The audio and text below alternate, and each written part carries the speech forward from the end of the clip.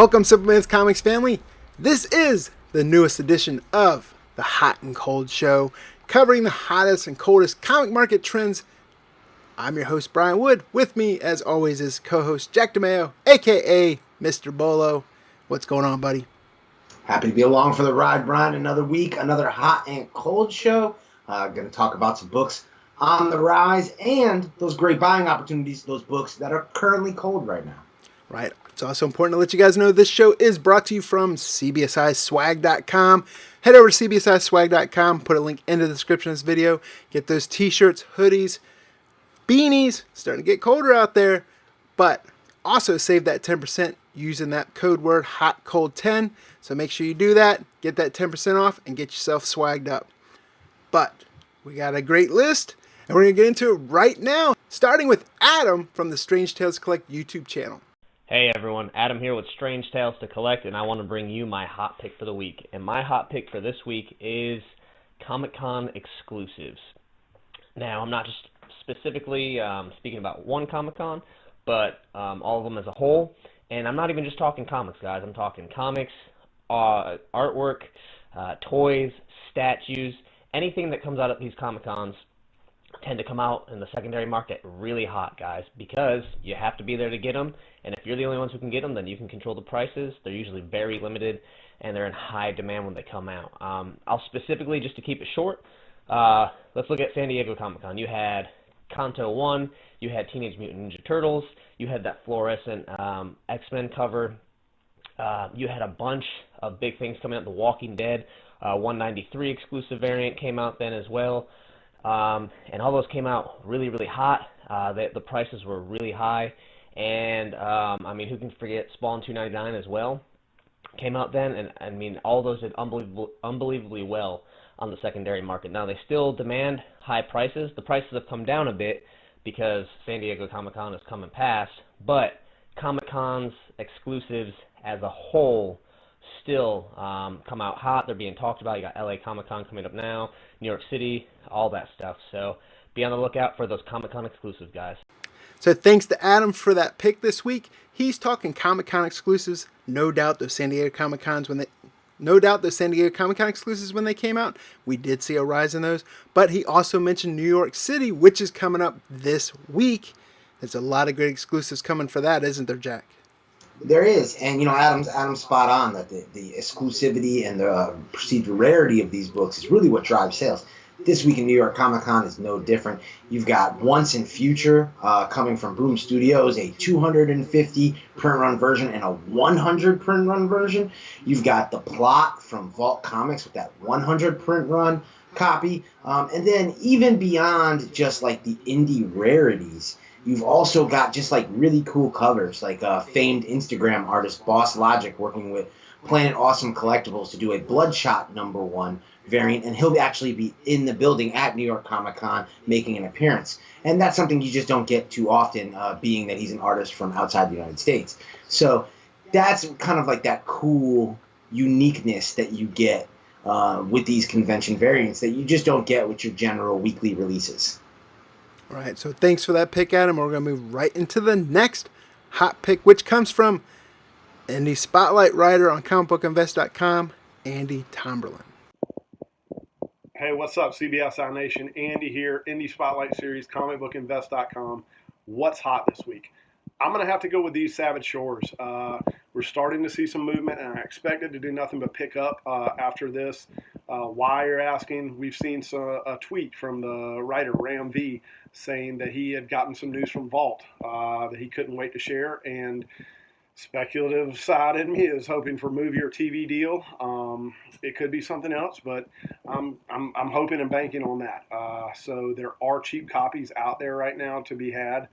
So be on the lookout. I know the second print variant, which is my favorite for #1, is it's definitely cheaper than what it was right now. So if we do see a movie deal, I expect it to spike again.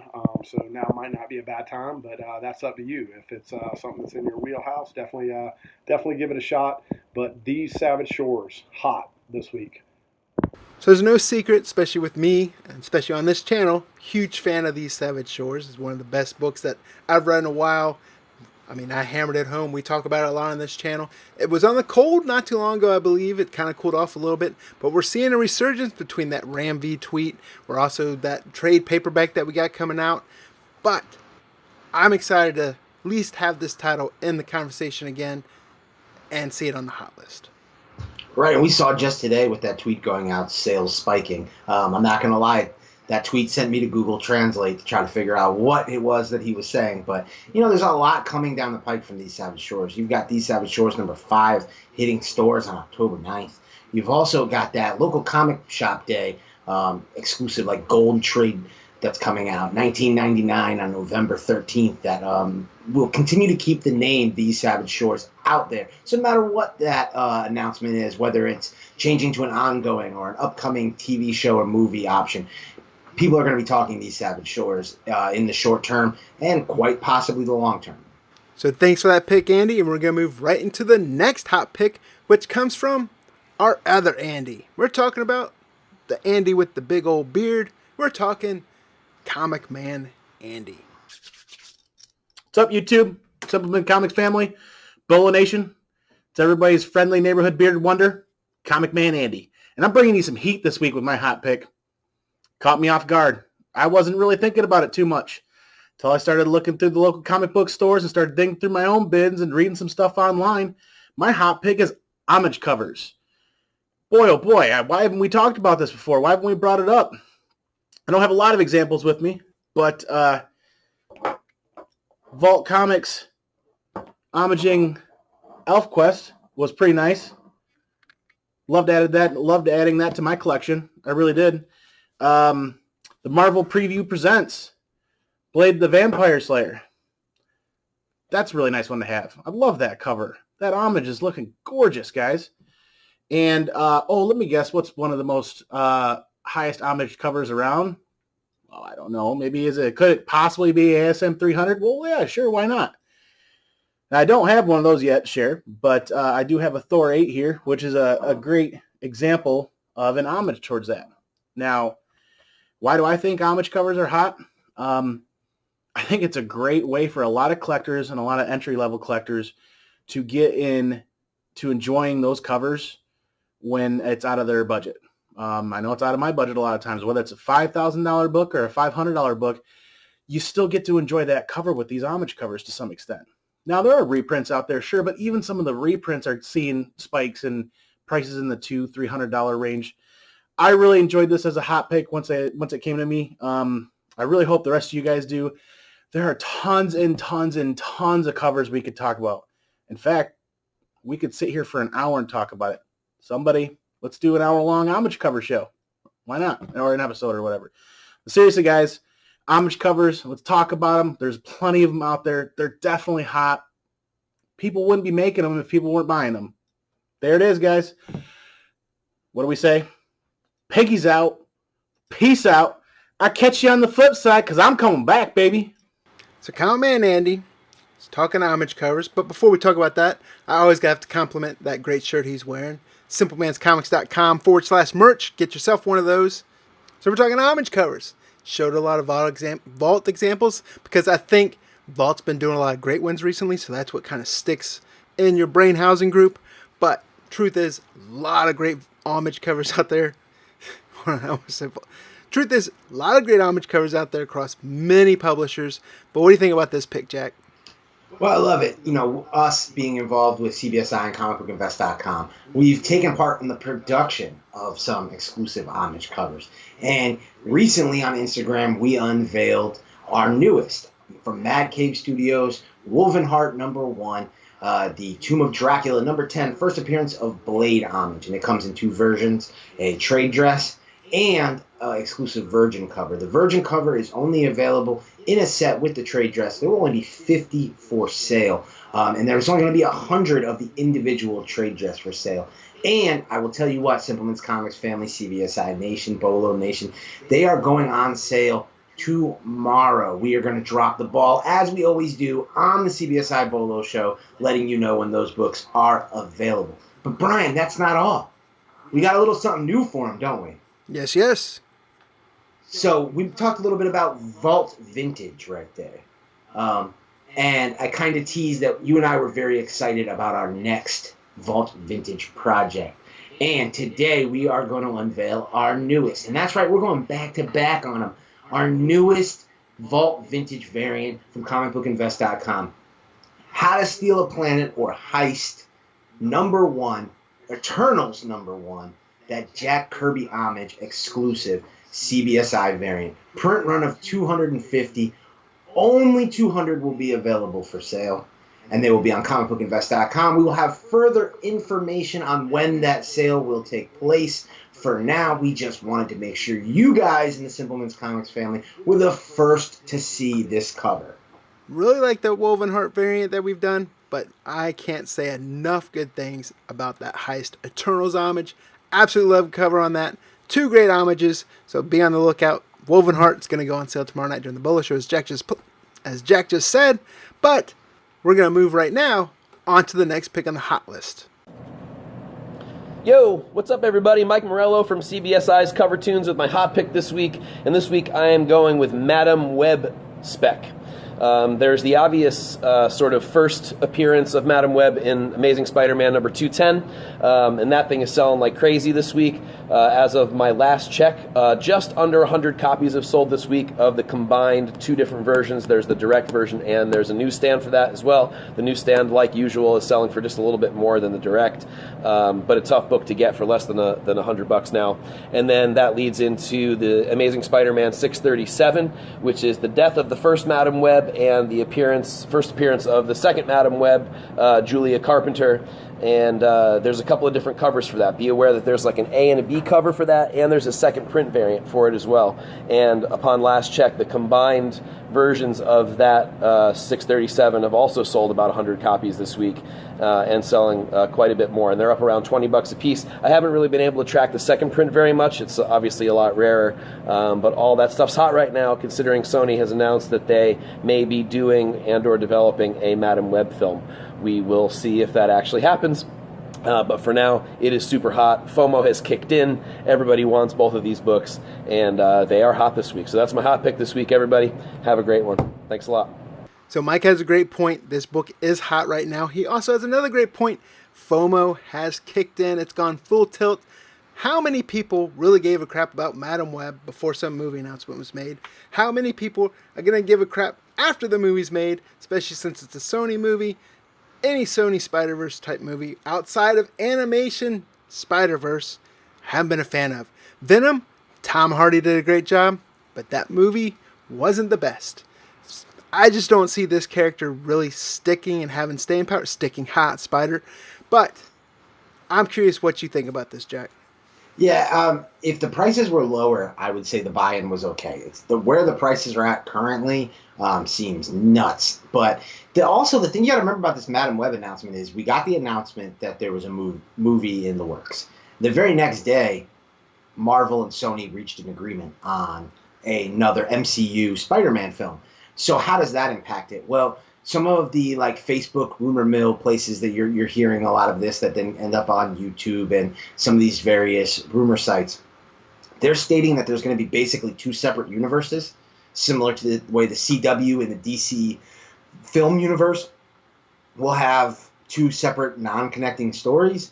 That's what we're hearing is going to happen, where there's going to be like a Sonyverse and an MCU. If that's the case, I really think that the Sony stuff is not going to be on the same level speculation-wise. But the pricing is still on the same level, right? People are still spending money like those movies are MCU movies, when in reality they won't be considered as such. So this is a new thing, so time's going to tell how that's going to play out. But I would be very scared at the current pricing. But that's the comic market right now. Announcement comes out, people buy up those copies. Shout out to any of you who were able to buy this in a discount box and flip it quick. Absolutely. But if you're buying it at the current market value, I'd be scared for you. But to each his own, buy what you like. Right, and if we're going to talk about rumors, I'd go out be starting to look at those Star Wars keys because it came out, Kevin Feige's going to produce a Star Wars movie next for Disney? Yeah, I put more value in that news than Madam Tutu's Web, whatever. But no doubt, hot right now. People are buying them up left and right. So Yep. if you hadn't had a chance to look in the back issue boxes, there might still be some out there, but people are aware of them and they're getting sucked up quick. So great pick on that, Mike. What's up, everybody? Brian McClay from CBSI Presents Tales from the Flipside. Check us out every Monday night at 9:30 p.m. Eastern on YouTube. This week, I got a hot pick, and you're going to say, yeah, we've already heard this one. This has been hot for a while. I get it. I'm going with Moon Knight covers. And the reason why is because I was let in on a little thing on a group chat today or yesterday from my boy Koi Cakes, the bread man. Check him out on Instagram. He's just doing his thing. He's still killing it. He's just doing his thing. He's chilling. But he let me in on the craziness that's going on with some of these Moon Knight covers. Now, we all know the Sienkiewicz Moon Knight covers from the first Moon Knight series. Some of those covers, those keys, and some of those black covers are just through the roof, especially in high grade, and rightfully so. They're really hard to find. But the book that Koi brought to my attention was kind of a weird one. And he brought it to a bunch of people's attention because it is a group chat, and no, you're not allowed in it. I'm not the one saying that. I heard things. So this is kind of crazy. Moon Knight number 14, CGC 9.8. Looks like it's was still going at the time of this picture. This is 31 bids in. It was at like $1,100. That's kind of crazy, right? I mean, it's a minor key. People are kind of specking off the TV show and the rumors, that character is going to be in it. But still, this is kind of crazy, and kind of got me thinking that I think that Moon Knight is a character that comic fans, of course, we all know about. But the people who are going to be watching this TV show are going to get led into Moon Knight and see what a cool character it is. And I think that it's going to bring some of those people in to start seeing some of these other covers that are just amazing in some of the later Moon Knight runs, even some of the current Moon Knight runs, and even some of those Sienkiewicz covers, some of the lesser-known ones. So I got a couple that I kind of want to show. So this is my hot pick of the week, just Moon Knight covers in general, and I think some of the newer ones will start getting a little bit more movement. But one of the ones that a lot of us talk about is this issue, Moon Knight number 29. This is a Sienkiewicz cover that everybody loves. I love it, and it's one of those ones that in high grade just goes for a lot. There's a bunch of issues from that run, of course, that are in there, but some other ones from other runs that I think will start getting some more love. Now, when we talk Moon Knight, some people automatically think of Stephen Platt, that beautiful Moon Knight 57 cover that he did, the tribute for McFarlane. I love this cover. This is one of my favorite covers. It's all black cover again, all black and white. A really beautiful cover. Death of Moon Knight. Very cool cover. Pick this up whenever you see it. It's going places, at least if you can get it for cheap. Another one is from the hip hop variants. This is a recreation of a Schoolboy Q cover. I forget the album name. Schoolboy Q. Check them out. This is a cool cover. Really cool cover.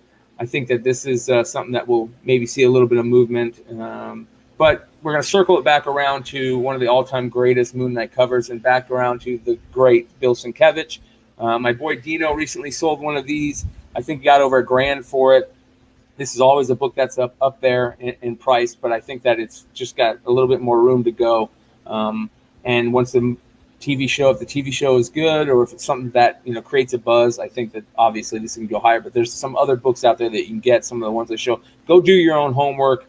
I'm the Tudor King. Go do your own homework, and also do us a favor. Check out the Hot 10 show every Friday night, 11 p.m. Eastern on the CBSI Flipside channel, and hear it straight from the writer's mouth, Ben S. He's going to tell you why he put the books up there, why they are, maybe why they're selling for. Sometimes he doesn't know. He just sees that they're going crazy, and he'll let you know why they're in the spots they're in. So make sure you check out that show. And if you get a chance, mosey on over to the Bogcast channel. That's my other podcast. It is youtube.com/thebogcast, BOGCAST. It's a 3-camera show that we edit, so nothing live, but you'll love it. I know you will. And I want to say thanks to Brian and Jack. And hey, man, they keep asking me on, so I appreciate it. And make sure you guys check out that Last Call FOC show. Killing it. Mass Speculator, killing it. Simpleman's doing good things. Later, gents. So there we got Brian McClay talking about Moon Knight. He highlighted a bunch of great books. You and I have talked about how much we like the Platt covers. Of course, the Sienkiewicz, classic Sienkiewicz on Moon Knight. But what are your thoughts on this, Jack? Well, obviously Moon Knight's red hot. People have been talking Moon Knight for as long as we've been on this channel and before. The reality is you're starting to see people almost grasp at straws because those real keys are getting so high valued. They're going for everything and anything. I'm not shocked that those high ratio variants are taking off. Those have been going up since before there was any sort of announcement. And now that we know that this Disney Plus series is on the way, it's only gone up and up and up. I would say be on the lookout for those Vengeance of Moon Knight Matina books, because those are kind of still under the radar. And it's really one of Matina's earliest works. But I really don't think it matters. I think everything Moon Knight is red hot right now. I think it's going to continue to stay that way. And there's going to be a new book popping up on a weekly basis. And here's the thing, Brian. We don't even know who's going to play the titular character yet. We still haven't gotten that announcement. And once that announcement is made, I think there's going to be almost a secondary spike. I'm all in for Shia LaBeouf. I know people are all over the place, but that's my pick. And it'll be interesting to see who Marvel and Disney go with. Yeah, I like Shia LaBeouf as an actor. I mean, he was badass in Even Stevens, but that's just the Disney in me. So either way, great pick from Brian. Make sure you check out Tales from Flipside Monday nights at 9:30 on the Tales from Flipside channel. Also, make sure you check out the CBSI Hot 10 video on their channel on Friday nights. What's up, everybody? This is PeterRunner bringing you my hot pick this week. And for my pick, I'm actually going to go with something that I'm working on for my next Usual Suspects article, and that is Marvel horror. Now, these books have been moving a lot for the last few months, and maybe it's just the season, but I'm all about the horror right now. And I know it's a little bit disappointing to see Ghost Rider getting canceled from Hulu, but, I mean, that was Robbie Reyes' version, and while it was cool to see him on Agents of S.H.I.E.L.D., that's not the Ghost Rider I want. The Ghost Rider I want is Johnny Blaze. I don't care if it's a movie or a series, I want Johnny Blaze back. I mean, Nicolas Cage did what he wanted with that character, but it really wasn't what I wanted. So let's hope that they can do something better the next time out. I mean, I'll even take, Danny Ketch, at this point over Robbie Reyes. Either one of those Ghost Riders will work for me. I just want them on a bike. No more cars. I want a Ghost Driver. I want a Ghost Rider. But, and we all know Blade. Blade is hot with his movie announcement. Even Morbius, coming from Sony, has a little bit of heat around him. And then there's any kind of character that could show up in this Adventures into Fear show that's going to be coming to Hulu. I mean, maybe we get Man-Thing. Maybe we get Werewolf by Night. I mean, I don't have the first appearance of Werewolf by Night, but I do have the second. So this will have to do. And then there's a little side character. We might get Elsa Bloodstone showing up somewhere, or even just in the comics she's going to have a bigger role, showing up in the new Deadpool book. And Ghost Rider's got a new book coming out this week. So, I mean, these characters are heating up from the books and possibly TV and movie appearances. And then, maybe we get, Elsa's father showing up somewhere. Again, I don't have his actual first appearance, but I do like this copy. It's one of those national bookstore variants that they gave out in the Philippines, I believe, or they sold in the Philippines. And I think it's just kind of cool. Found this in a dollar bin. But anyway, I'm not going to give away all the books I'm going to talk about in that article, but all these books are heating up. I mean, we could get, Mephisto showing up somewhere as a big bad villain to the Marvel, universe in some fashion. I mean, we haven't really seen him since Damnation. But, Blackheart is another one that could be showing up. There's tons of good horror characters out of there, and there's, a lot of different ways they can go with this. But some of these books are really heating up, and some will probably be heating up in the next few months. So those are my hot picks for this week. Marvel horror. So there we have PeterRunner, who writes The Usual Suspects as well as the Dollar Bin Digging articles on comicbookinvest.com, so make sure you check those out. But he's talking about Marvel horror. We've talked about a lot of different horror books on this channel between this show, the Bolo show. He's also talking specifically Marvel. To me, Marvel's like the mainstream horror. Like if you were to relate it to movies, it's almost like if Paramount or Sony made a horror movie. For me, I like that Lionsgate, those indie dark, gritty horror. But these books are hot. He brings up a lot of great points. Speaks to the Blade news, all this other news is coming out. And then I think also just catching the heat from Marvel book, or from horror books, gaining interest in general. But what do you think, Jack? Well, I agree. We've been talking on the channel for as long as I can remember that horror is hot. It's a trend that continues. It's continuing on the publishing side. Now it's bleeding onto the live action film side. Really, we're guessing a lot on what books are going to be popular. Like Peter was highlighting a bunch of books. I've seen various speculators highlight a bunch of different books for a bunch of different reasons. The concrete thing we know is this new Doctor Strange movie is going to be essentially a horror movie. And it should open the door for future horror releases. And we know Blade will naturally have to be a horror movie. But Blade is still some time away. The key thing is Marvel in the cinematic universe, they continue to show the diversity in projects. We've got suspense, action, thriller, comedy. They're coming with every genre you can imagine. And just the fact that they're now doing horror, as long as that Doctor Strange movie is successful, it opens the door for almost anything and everything to be in play. And with the state of like speculation, we talked about it with the Madam Web book and the way books take off quickly. The key is to get ahead of the curve, like Peter was talking about with some of those books. Is go get them now while they're cheap, and you can be on the right side of this thing once books spike. Alright guys, what's going on, man? It's your boy Carolina Chris 26, and it is hot in here. That sweat on my forehead. So guys, yeah, and I'm not talking about the pick, I'm talking about it's actually hot in here. So guys, yeah, my hot pick of the night, guys, and believe it or not, I had already had my hot pick video done and everything. I was about to upload it to YouTube, and so my phone did some kind of update, and all of a sudden everything I had on there deleted. And I was like, man, what?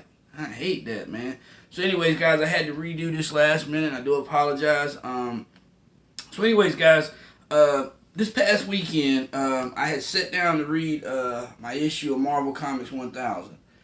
And I'm almost done with it. I stopped when I got to the part where it says The First Horseman by Jonathan Hickman.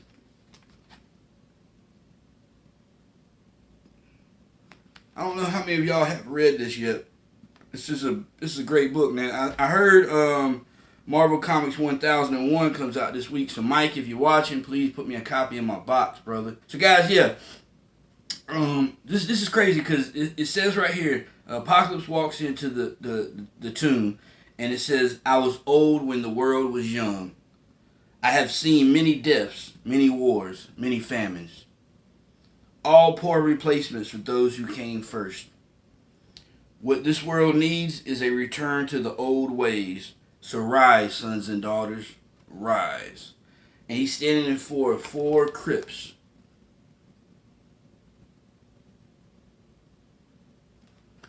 And guys, I do apologize. I hate to keep... I know y'all are sick of hearing about House of X and Powers of X. But this isn't... Sorry, I'm spitting all over the pages while I'm talking. This isn't a House of X or Powers of X book. So does that count? No, but it is written by Jonathan Hickman, man. That guy seems to slide into comics like bad advertisements slide into your DM. So anyways, guys, and also another book I had read was Powers of X number 4. I had picked up number 5. I read number 5. And we have a part right here where it shows the 4 horsemen as well. Apocalypse has set them. He set them to guard the land. And yeah, I'm not gonna get into reading that, but that's like the second time we've seen the 4 horsemen pop up in the comic yet. So, which leads me to my hot pick of the week, guys. Now, I don't know whether to call this hot pick the 4 horsemen of Apocalypse or X Factor, because considering a lot of these key issues you're gonna want to get, they're in X Factor. So, which leads me to my picks. We got X Factor 11, first appearance of War, Abraham Kuros. X Factor 12, Autumn Roofson becomes Famine. X Factor 15, first partial team appearance of the Horsemen of Apocalypse, War, Famine, and Pestilence. First time Horsemen are in costume. X Factor 19, first team appearance of the Horsemen of Apocalypse. X Factor 23, first full appearance of Angel as the Horseman of Death. First full team appearance of the Horsemen of Apocalypse, Death, Famine, War, and Pestilence. X Factor 24, first full cover appearance of Warren Worthington as Archangel. Of course, X Factor 6, first full appearance of Apocalypse. X Factor 38, Warren Worthington, formerly Angel, becomes Archangel, named by Beast. Yeah. I had a copy of X Factor 24, and I sold it right before the the House of X and Powers of X series started. And it was a 9.6 signed by Walter Simonson and Louise Simonson, and I sold it. Oh my! So, anyways, guys, yeah, X Factor 11, X Factor 12, X Factor 15, X Factor 19, X Factor 24, 23 as well. X Factor 6, yeah. They made an appearance here in Powers of X. So it seems like they are going to pop up here soon. And yeah, I've already noticed that X Factor 15 is already starting to rise a little bit. Starting to bubble a little bit. So, dude, for all the people that have been reading Marvel Comics 1000, I'm pretty sure they already know what's about to go down. And hey, like I say, man, it's possible you can find some of these copies in a dollar bin if you go dig, depending on what dollar bin you dig in. So yeah, guys, X Factor, the 4 Horsemen of Apocalypse, guys, they're coming. They are coming, boy. Probably not just in comics, but in real life, guys. Now, just wait for my cold pick. I hope this pick is worthy of the show. Yeah, I just finished my video, guys, and I really hope y'all enjoyed it. I hope the pick was solid. And after I did my pick, I hit a couple people up and asked their opinion, and somebody told me to check out Jim's Comics YouTube channel. That he had just did a video about this same specific thing. And obviously, and I didn't know this, the Marvel Comics 1000 is a tie-in to Powers of 10. I did not know that. I do apologize. But yeah, apparently Jim Comics did a video about this exact same situation and basically said the same thing. You better grab up these Horsemen of Apocalypse key issues before they start to blow up. As once again, it's been a pleasure. I hope everybody had a great Comic Book Wednesday. I hope you got everything you wanted. I hope you didn't spend the rent money, or at least not all of it. I'd like to give a big shout out to Jim's Comics, Wolf Warner, Angry Comics, Jack Bryan, Mike Morello, The Mass Speculator, Dan Piercy, everybody at the Hot and Cold list. Guys, thank you. I really appreciate y'all. Be safe. God bless. Peace.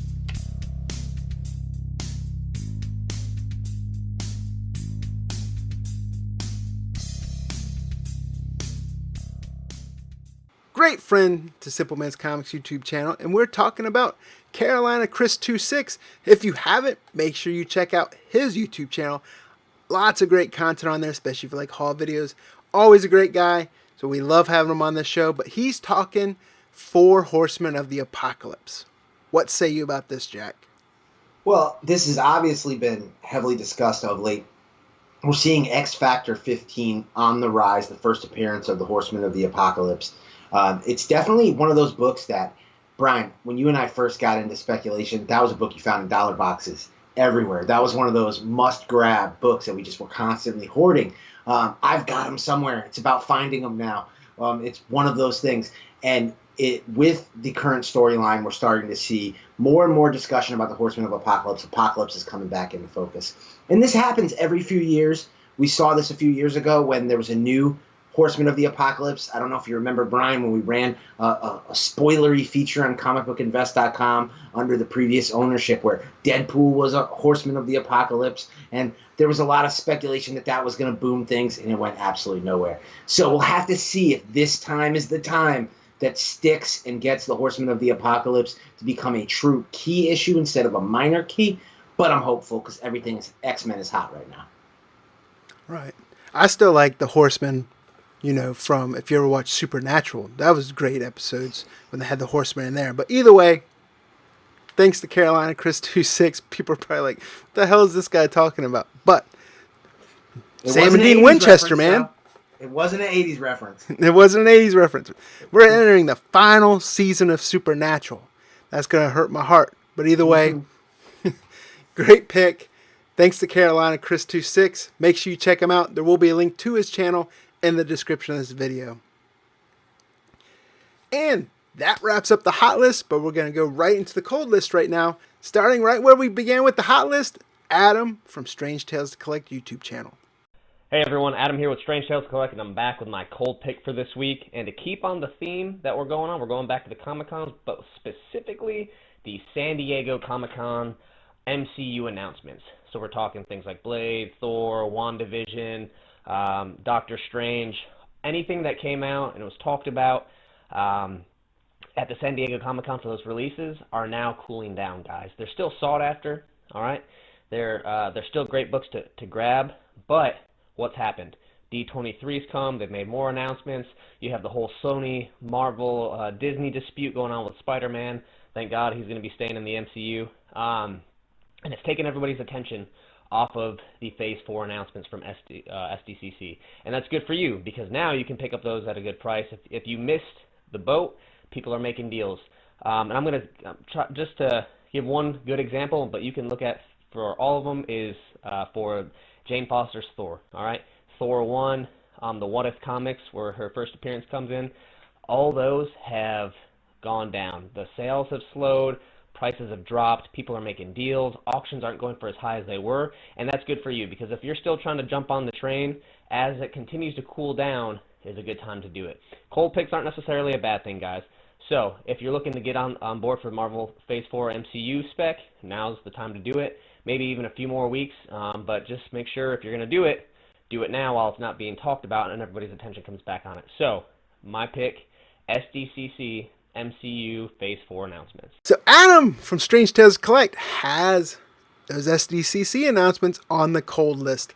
I think there's some truth to this. I think it's also indicative of that speculation cycle we talk about, where when it's announced, you get that rise. It's kind of slowed down. I won't say it's gone super decline. It's kind of just floating around out there, because you still hear some buzz about these, but you've also heard lately where those Eternals keys aren't as much as they were before.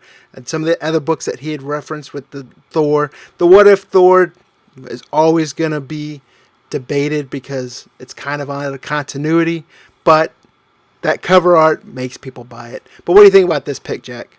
Well, yeah, it's kind of like how we talked about Mike Morello and Jenica last week. Like, are these cold? I don't know if they're cold. They're just not quite as hot as they once were. It's hard to look at a book like Jane Foster Thor #1, which is maybe selling for like $30 to $40, and say that it's cold when it used to be a $4 book. At the same point, I totally get what Adam's saying, because they're not selling with the speed they were selling at. They're not selling in the quantity they were selling at. And they're not selling for that max price they were selling at. But I'll tell you, not only is it the spec cycle, Brian, it's also the D23 stuff. Because when Marvel followed up their SDCC announcements with a whole nother slew. Yeah, it's like they cannibalized. It cannibalized itself. Their own heat. So, you look at all the attention that's being paid to She-Hulk and Moon Knight, as we already talked about on this episode.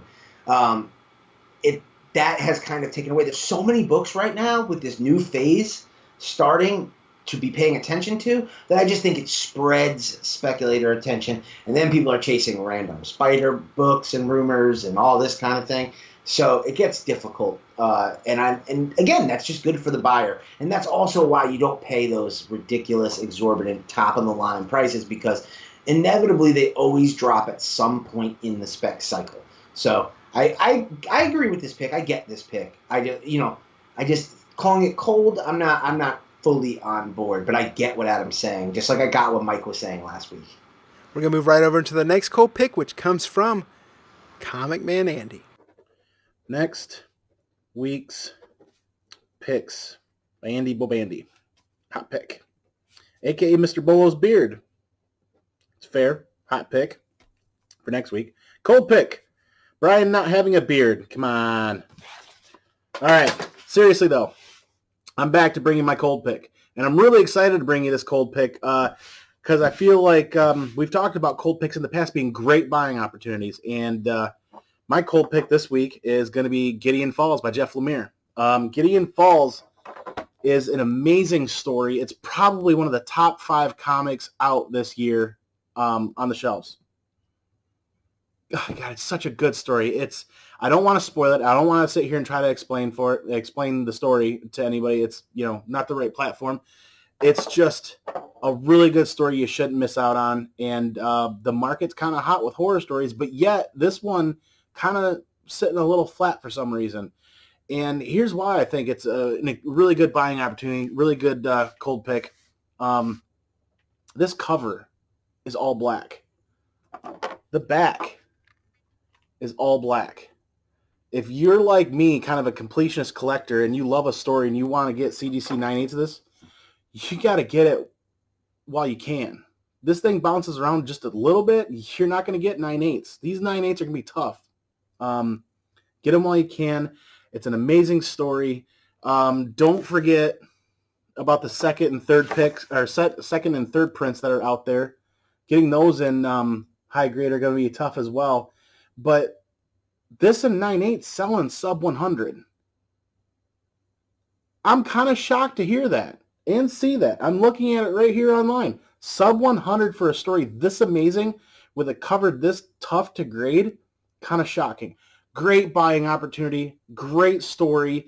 It's not letting up. If you're reading it like I'm reading it, you know that this thing just keeps going and just tugs at your heart and wants you to keep reading more of it. And it leaves you wanting more at the end of the story. So like I said, I'm really excited to bring this pick to you guys. Cold pick. Look into it. Jack, Brian, what do you guys think? I know it's a single issue, not necessarily a market trend. But that's my cold pick for the week, guys. I'm going to leave you on a high note. Piggy's out.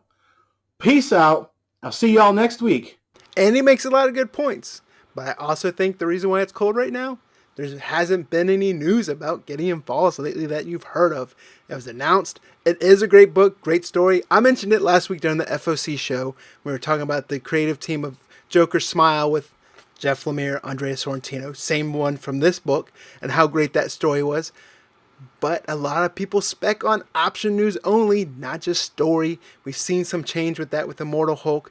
But I believe this one is cold right now because you haven't seen or heard any news since it's been optioned on that announcement. But what are your thoughts, Jack? My thoughts are buy now, because I think you're about to hear some news. There's a tweet that went out from Hive Mind, which is the production company that optioned Gideon Falls. CEO Dinesh Shamdasani, and that name may be familiar because he's the former CEO of Valiant Comics, who is doing a panel at New York Comic Con. Now, this panel tends to be surrounding the other Hive Mind project, Bloodshot movie that's coming out with Sony Pictures. But Hive Mind has a lot of things in the works. They've got the Bloodshot movie. They've got The Witcher coming to Netflix. And they've got this movie or this upcoming project for Gideon Falls. And he mentioned on the list of topics that they're going to discuss, Gideon Falls was on the list. So there will be some sort of news as far as where they are within the production of this project at NYCC. And even if it's not something salacious like casting or a director or even what channel or distribution system this project is going to come out on, or if it's a movie or a TV show, because we still don't even know that. The bottom line is it's in the works. They're going to be talking about it. And I just think it's behind in line from The Witcher and Bloodshot, which have kept that team busy. But Bloodshot is wrapped, and the Hive Mind team is ready to move to the next project. Gideon Falls is very much on the way, and I think now is the time to grab these books while people think that there is no news coming and nothing's going on with it. Right. And sorry, Andy, I just can't grow a beard like that. This is the best I can do. I get that like shaggy zoinks. But like it's already time for me to shave because I just can't grow a beard. How's it going, everybody? Mike Morello, CBSI's Cover Tunes with my cold pick this week. And this week I'm going with Robbie Reyes, Ghost Rider, or as I like to call him, Ghost Driver. And I'm kind of happy about this actually kind of going the way of the dodo. Hulu has canceled the car driving version of Ghost Rider. To me, Ghost Rider drives a motorcycle. So hopefully they'll do it right in the future. But for now, everything Robbie Reyes is tanking back down again. Those all new Ghost Rider #1s were doing really well for a while. The regular cover and the variants were doing really well. That Tradmore 1 in 50 is still doing pretty well because people just want that cover. It's a great cover. But even that has settled down a little bit. So this actually may be a really good buying opportunity. If you want that 1 in 50, now may be the time to do it while this book is cold. And of course, everything else is trickled down as a result. So the Robbie Reyes Ghost Rider #1 and its assorted variants have also gone back down mostly to cover price. There were a couple of store variants for that, but even those aren't selling well. Everything's pretty much, just died. So Robbie Reyes Ghost Driver is cold. And that's my cold pick for the week. I'm going to go back and listen to some Steel Panther and see if I can raise my spirits a little bit. Have a good one, everybody. Thanks. You just saw it. Mike Morello talking about it. And he's talking about Robbie Reyes Ghost Rider. Right. This is all about the fact that the Hulu series ended up getting canceled. I think it's important to note that while the Hulu series got canceled, that the Hellstorm series still is active. So we could still end up seeing Robbie Reyes in another series related. We still could end up seeing the Midnight Suns and things like that. So I think it's a little early to just be dumping all of these Robbie Reyes keys, but at the same point, it's definitely cold. The books are definitely seeing a lack of demand at the moment. But you know what, Brian? I know, like Peter said, he wasn't a big Robbie Reyes guy. I gotta be honest with you, I like Robbie Reyes. I think he's one of my favorite Ghost Riders. I've seen enough Johnny Blaze. I don't need to see any more. So I enjoyed Robbie Reyes on Agents of S.H.I.E.L.D. and would like to see more. I want to see Nicolas Cage come back. Those are movies that they weren't the best, but I was still entertained. And that was when every movie coming out, I think Nicolas Cage had 6 movies. I think he just went set to set and had one costume on over top the other. He was making so many freaking movies. But yeah, he looked like he didn't sleep between them either. Yeah, he's dressed as Ghost Rider talking about why didn't you put the bunny in the box. But moving on to the last pick on the cold list this week, and it comes from Carolina Chris 26. Alright guys, it's your boy Carolina Chris 26 back at you again with another one of my cold picks. And well guys, I hope my cold pick cuts the cheese. So with that being said guys, my cold pick of the week is Oblivion Song #1 by Robert Kirkman. Now we all know Oblivion Song got optioned not long ago by Universal, and it's in development right now as we speak. So CGC 9.8 signed copies aside, we have the green signature and we have the pink signature. Now green signatures aside, pink signatures up front. Say July the 7th, 2019, a book sold for $44.52. Pink signature, near mint condition. July the 4th, my birthday, a book sold for $34.84. Alright, July the 2nd of this year, a book sold for $29.45. Now we go to August the 26th, a book sold for $17.48. The 18th, a book sold for $14.50. But on the 5th of August, we had a book go up to $24.99. Holding strong right there. Now we get to September the 27th, 2019, we had a book sale for $10.74. The 18th, we had 4 books sell for $35.95. Divide that by 4, and hey, that's almost $9 a book. Now we get to September the 8th, 2019, we had a book sale for $8.94.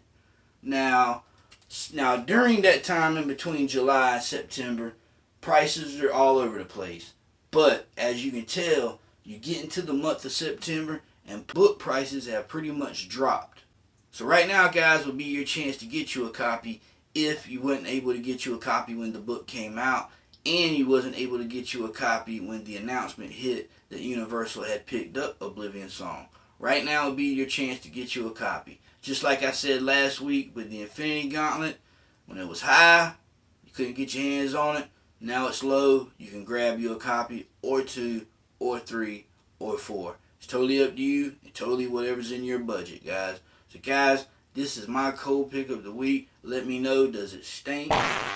Does it smell fresh? Hey, guys, I really appreciate y'all for letting me come through. I'm your boy Carolina Chris 26, guys. Peace. Oh, hell. Ma! There ain't no toilet paper in here. Where's the toilet paper? It's behind the toilet, son. What'd you say? There ain't no toilet paper in... Alright. Screw it.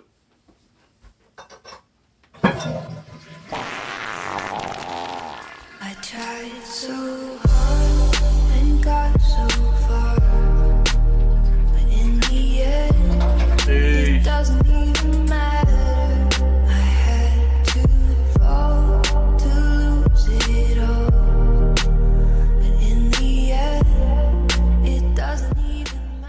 To be honest, I don't even know what to say after watching that, but that's the reason why we're always happy to have him on the show. I mean, not because he's just sitting there taking a dump, but Oblivion Song, cold. I mean, I think everyone will say it's cold. He's talking specifically about the signature variants, the different color, the pink and green. But what are your thoughts, Jack? Well, first off, I hope Chris changed his shorts after that. But secondly, I think the key with this book is that pink signature, because you mentioned it when we were off air. The print run on this book is huge. So, the regular cover is kind of everywhere. You can find that book. But that pink signature, you end up lowering the print run. Also, there's a foil variant that came with those box sets with the statue. That's one to keep an eye out for. And that advanced edition of the trade paperback was red hot at one point. If you look at online sales, though, Chris did an excellent job illustrating the way that sales have gone. Although he was jumping all over the place, what you see is the closer it is to our current date, the lower the prices are. Where the prices are at right now, even if you look at 9/8, 9/8 sales from September are just insanely low, even on the regular cover. I'm talking about like $50, $60 for some 9/8. Sales have gone off, and that's just too low for a movie that we have heard is going to be a major Universal release. This is supposed to be something they're looking to do big casting and put big money behind, and projects like this take some time. So all Chris did with that video, aside from making me laugh, is realize and say that there's some great investment opportunity in Oblivion Song. And this is the spec cycle, and you can use it to your advantage. So if you were looking to get out of this book, I hope you sold upon announcement. If you did not, I would not sell right now, for sure. And if you do not feel like you have the position in this book that you want to have, now is your opportunity to buy and make yourself some cash, because the second we get a major casting announcement, we're going to see a spike in this book. So there it is, Carolina Chris 26. Once again, link to his YouTube channel is in the description of this video. And that's going to wrap up our hot and cold list this week. We're going to bring the list up on the screen right now. So there's the list, Jack. We have hot. We have Comic-Con exclusives. We have These Savage Shores. We have homage covers, Madam Web, Moon Knight, Marvel Horror titles, Horsemen of the Apocalypse. And then for cold, we have SDCC MCU announcements, Gideon Falls, Robbie Reyes, and Oblivion Song. What do you think about the list tonight, Jack? I like the list. You know what my lasting impression of this list is, Brian? You and I have spent a lot of time over the last year. We started really working together in January on the channel, talking about the spec cycle. And we've been trying to educate our listeners, our viewers, on how to use the spec cycle to your advantage and how not to get burnt by the spec cycle. And I think that this list truly illustrates that cycle. When you see like books spiking because of announcement, we got some of that.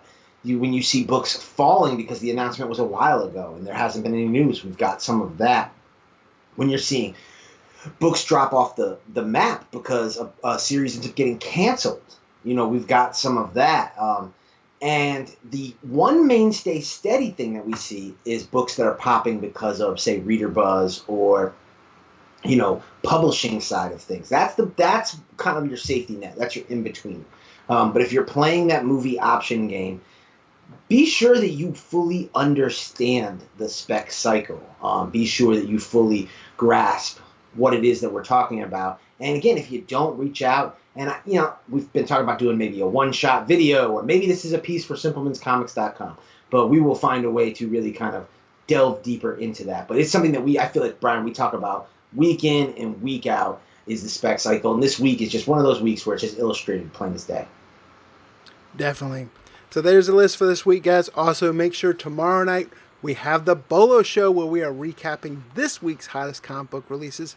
And then also on Friday, we wrap up the week with The Last Call. What's The Last Call, Jack? Well, Brian, the last call is our pre-FOC show that we do every Friday night right here on Simpleman's Comics YouTube channel.